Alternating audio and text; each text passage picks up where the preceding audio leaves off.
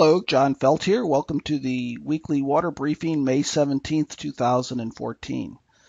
It turned out to be quite an active week over parts of the nation. Look at these areas in yellow. This is over 2 inches of rain. So large parts of the Ohio Valley, a large part of the mid-Atlantic up into the northeast U.S., parts of the southeast U.S., parts of Arkansas and Texas all received significant precipitation, so it was quite active.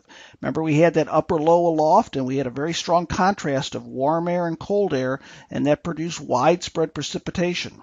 If we want to sort of focus in here, here's the area in the eastern part of Texas into Louisiana, into parts of Arkansas. You can see the areas of very heavy rain south of College Station area, east of Austin, and actually fairly close to Austin. And then if we go into the Carolinas, Virginia and North Carolina also received some very heavy precipitation with a widespread 3-inch and occasional 5 inches of rain.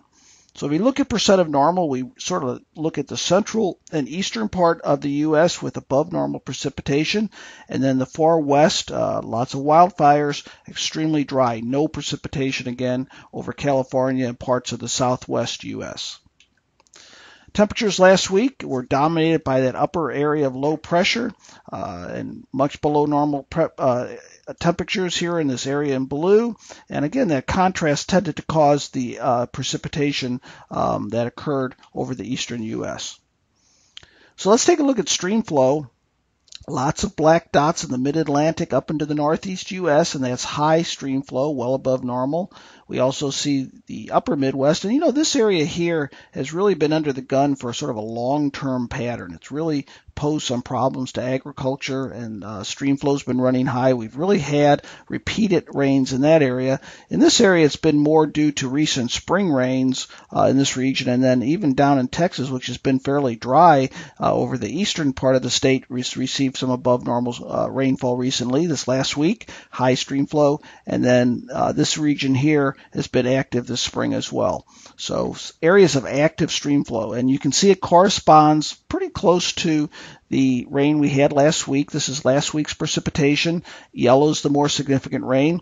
I've overlaid the forecast for rivers above that.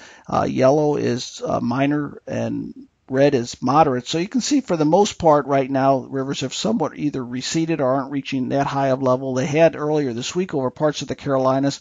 We still see some pockets of areas in red. That's moderate precipitation. Parts of the middle Mississippi, just a very limited section, moderate forecast in one point in Florida. So it's beginning to come down. It was higher earlier this week, but we can see that we do have a scattering of minor or moderate flooding. So this has really been the culprit last week, this upper low right here.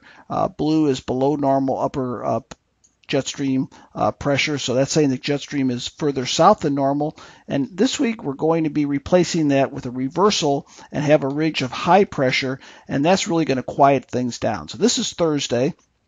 Note this, we have an area of blue here, so even though this ridge is trying to push north, it's really not making it into the upper Midwest all that much. And that's why I'm saying that area has had repeated cooler pushes and showery and rainy pushes. But large part of the rest of the area with this high pressure pushing aloft over the area is going to quiet things down. It's going to be a much quieter week than last week. So really, I think the only things we really need to look at this week is, first of all, here's that repeated upper Midwest and into the northeast U.S., sort of a wet pattern. And then this area here late in the week, and this will be interesting, especially in this region right here. This is late in the week. This is extremely dry, and this would be a very, very welcome rain into West Texas and western Oklahoma, even parts of Kansas. So this would be an ideal rainfall if this were to occur. But again, it's late week into next weekend, and maybe even week 2 for above normal precipitation. Okay, so let's go through the next couple weeks, what to expect. Like I said, for the next 7 days, lots of yellow over the area, and that's below normal precipitation, so a much quieter week. It really looks like until late in this week. It's going to be very quiet. Week 2, it looks like the areas in green are going to be in areas that generally need rain, so it could be, again, areas that have been wet are going to tend to dry out. Areas that need rain could get some needed rainfall. Temperatures this week, we see the lingering effects of that upper trough over the eastern U.S. with cool weather and elsewhere normal temperatures. And week 2 with high pressure aloft, warmer temperatures in the upper Midwest, still lingering cooler than normal temperatures in parts of Texas.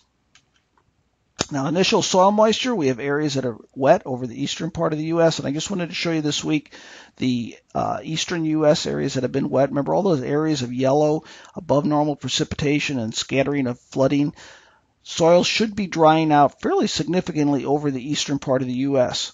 And this is quite interesting. We haven't seen this for a while. This comes in late this week, the possibility of above normal precipitation, and soil is actually getting wetter in that region. So here's your takeaway from this week's forecast. Much less active week than last week. I think the area to watch now is, let's look at Oklahoma and Texas, areas that have been very dry. Hopefully we'll get some rain late this week into next week. So looks like a quiet week. There will be some precipitation, but nothing like last week. We'll be updating you again next weekend. Have a nice week.